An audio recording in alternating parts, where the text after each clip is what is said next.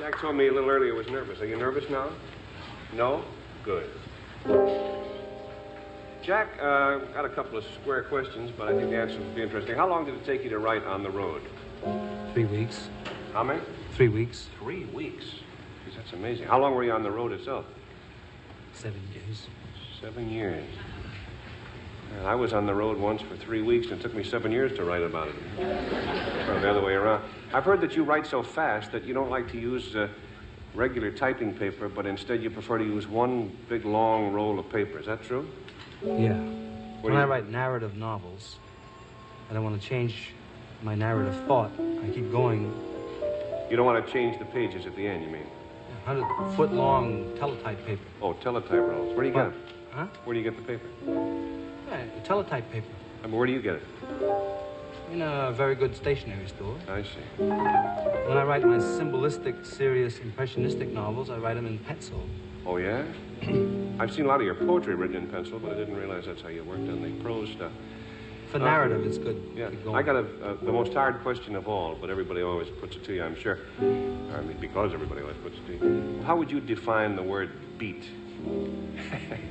I don't mean why not time. I mean, really, is there... sympathetic.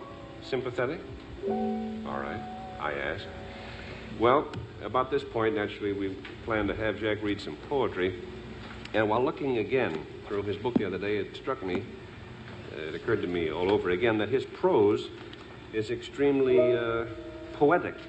I think it's probably more poetic than that. Who else writes poetic-type prose? Thomas Wolfe, I guess? Walt Whitman. Uh-huh. In Specimen Days. Walt Whitman in Specimen Days. I see. I thought you were putting me on there for a minute. Mm-hmm. All right, we'll look into that. And right now, we'll look into Jack Kerouac's On the Road, and he'll lay a little on you. You know, you don't even have to buy these pages. I'll try. I'll play the blues as we did in the thing, and we'll see how it works out. Well, a lot of people have asked me why did I write that book or any book. All the stories I wrote were true, because I believed in what I saw. I was traveling west one time at the junction of the state line of Colorado, its arid western one, and the state line of poor Utah. I saw in the clouds, huge and massed above the fiery golden desert of Evenfall, the great image of God with forefinger pointed straight at me through halos and rolls and gold folds that were like the existence of the gleaming spear in his right hand, which saith, "Come on, boy, go thou across the ground. Go moan for man. Go moan. Go groan.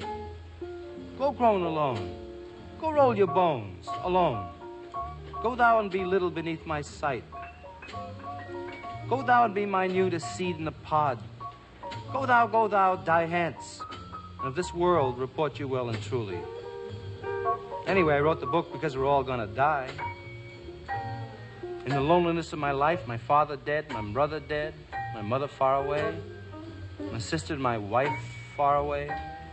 Nothing here but my own tragic hands that once were guarded by a world of sweet attention, that now are left to guide and disappear their own way into the common dark of all our death. Sleeping in me raw bed alone and stupid, with just this one pride and consolation. My heart broke in the general despair.